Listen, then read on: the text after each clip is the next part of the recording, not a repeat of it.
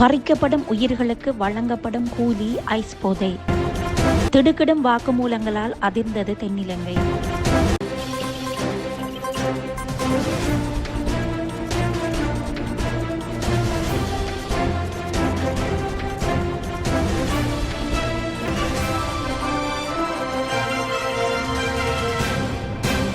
தலங்கம அக்குரேகுடையில் கணவனும் மனைவியும் அதி உயர் பாதுகாப்பு பிரதேசத்தில் சுட்டு படுகொலை செய்யப்பட்ட சம்பவத்தை தொடர்ந்து சிசிடிவி காணொளிகளின் உதவியுடன் கைது செய்யப்பட்ட சந்தேக நபர்களிடம் முன்னெடுக்கப்பட்ட விசாரணைகளில் வெளிவந்த தகவல்கள்தான் திட்டம் தீட்டும் கொள்ளையர்களின் சுயரூபத்தையும் கூலிக்கு மாரடிக்கும் கும்பலின் செயற்பாட்டையும் திட்ட தெளிவாக பார்த்த முடிந்துள்ளது.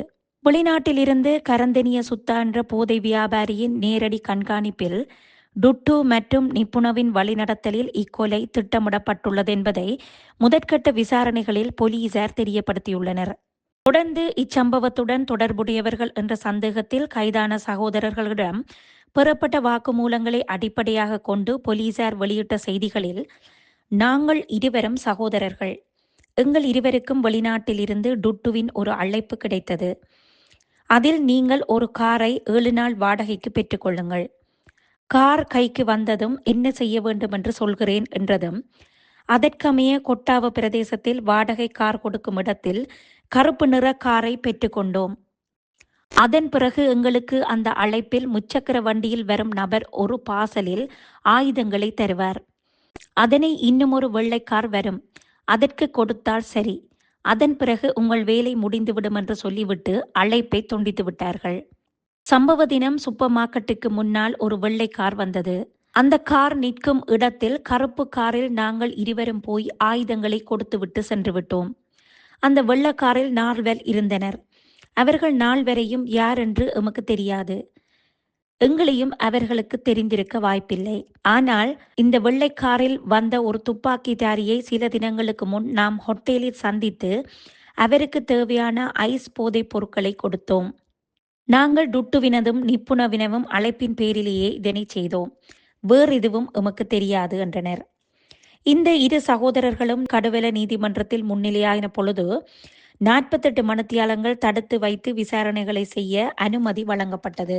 இதேவேளை இந்த துப்பாக்கிச் சூட்டை நடத்தியவர்கள் இராணுவத்தில் இருந்து தப்பியோடிய 2 கூலி கொலையாளிகள் என்றும் 2025ஆம் ஆண்டு டிசம்பர் மாதம் 22ஆம் தேதி அம்பலாங்குடையில் துப்பாக்கிச் சூடு நடத்தியவரின் நடத்தைகளுக்கும் இவர்களுக்கும் இடையே நெருங்கிய தொடர்பு இருப்பதாகவும் போலீசார் தெரிவித்துள்ளனர். எனவே இச்சம்பவத்துடன் தொடர்புடைய சந்தேக நபர்கள் கரந்தெனிய சுத்தாவிடம் இருந்தோ அல்லது நிப்புண டுட்டுவிடம் இருந்தோ இவற்றை செய்வதற்கு பணம் பெறவில்லை என்றும் அதற்கு மாறாக ஐஸ் போதைப் பொருட்களையே பெற்றுள்ளனர். இவர்களிடமிருந்து பெறப்பட்ட வாக்குமூலங்களின் அடிப்படையில் யாரோ ஒருவரின் தனிப்பட்ட தேவைக்காக போதையை கொடுத்து போதைக்கு 2 இளைஞர்களை அடிமையாக்கி போதை இல்லாவிட்டால் வாழவே முடியாது என்ற நிலைக்கு வந்தவர்களை தமக்கு சாதகமாக வெளிநாட்டில் இருந்து பயன்படுத்திவிட்டு கைகழுவி விட்டார்கள். இந்த 2 சகோதரர்களும் 24 மற்றும் 27 வயதுடையவர்கள். இவர்களின் எதிர்காலமே இந்த போதையால் சூனியமாக்கப்பட்டு விட்டது. இவர்களின் குடும்பங்களின் நிலை என்ன?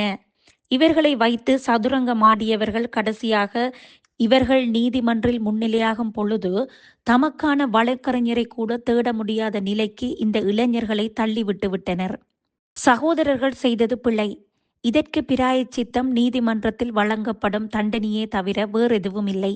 ஆனால் எய்தவர் இருக்கும் பொழுது அம்பை நோவது போல் இன்று இளைஞர்கள் சதிகாரர்களின் போதை வலையில் சிக்கி சின்னாமின்னமாக்கப்படுவதுதான் வேதனையான விடயம். இன்றைய இளைஞர்கள் நாளைய தலைவர்கள்.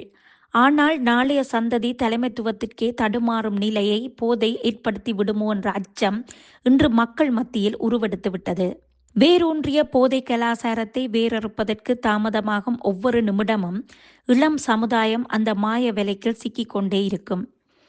எனவே அரசினால் மேற்கொள்ளப்படும் நடவடிக்கைகளில் தளம்பல் ஏற்படுவதை தவிர்த்து போதை ஒழிப்பை விரைவுபடுத்த வேண்டும் என்பதே மக்களின் விருப்பம்.